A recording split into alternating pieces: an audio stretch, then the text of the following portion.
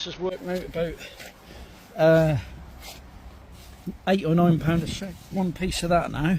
Incredible, isn't it? Has that gone much? That's gone through the roof because they know everyone got to have it. That's rip off Britain for you, that is. I'm afraid. Because they know it's like the Celotex and all that stuff. Because they know you got to have it, they're just holding the price up, yeah. They're holding the price up on purpose, so they want to sell. We're basically just getting shafted. But no, that's because they know we've got to have it. It's the general public get paying for it.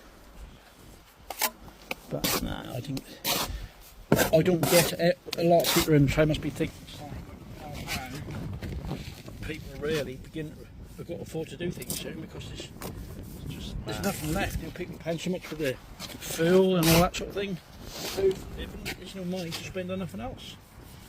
So it must put the brakes on the economy, must somewhere. Got to. Let's get that on. Put it on there. Cool.